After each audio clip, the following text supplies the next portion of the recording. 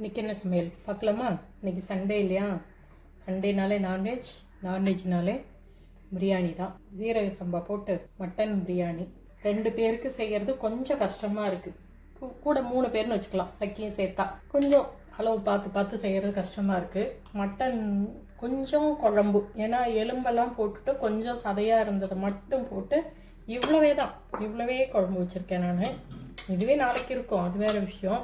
அதுக்கப்புறம் பார்த்திங்கன்னா இன்றைக்கி ஸ்பெஷலாக இது ஈரல் பெப்பர் ஃப்ரை மாதிரி பண்ணியிருக்கேன். பெப்பர் ஃப்ரைன்னு சொல்ல முடியாது, ஃப்ரை பண்ணியிருக்கேன். இது நான் ரெசிபி எடுத்திருக்கேன், உங்களுக்கு கொடுக்குறேன் நான், பாருங்கள், செய்து பாருங்கள். நான் தான் சொன்னேன்ல, இந்த வீக்கில் இருந்து ஒரு மாதிரி டயட்டு ஸ்டார்ட் பண்ணலான்னு இருக்கோம் அப்படின்னு சொல்லிட்டு. ஸோ இது டயட்டுன்னா அப்படியே ரொம்ப கஷ்டப்பட்டு செய்கிற டயட்டாக இருக்காது. நார்மலாக நம்ம எப்பயும் சாப்பிட்ற மாதிரி தான் இருக்கும், கொஞ்சம் டிஃப்ரெண்ட் இருக்கும். பட் நான் மார்னிங் டு நைட்டு உங்களுக்கு என்ன சாப்பிட்றேன், என்ன பண்ணுறேன் எல்லாமே உங்களுக்கு நான் கண்டிப்பாக நான் வீடியோவில் கொடுக்குறேன். நான் இன்றைக்கி என்ன சமையல் தனி, அது இல்லாமல் மார்னிங் அந்த டயட்டுக்கானது தனியாக நான் தரேன் நான் உங்களுக்கு. ஓகேங்களா? இந்த வீடியோ நான் போட்டிருக்கேன் பாருங்கள். இன்றைக்கி சமையல் இவ்வளோ தான், ரொம்ப சிம்பிளாக முடிஞ்சுது.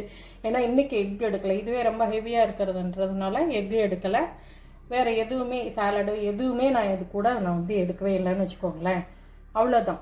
இது சண்டே மட்டும் பார்த்தீங்கன்னா கொஞ்சம் சீட் டேன்னு வச்சுக்கலாம்.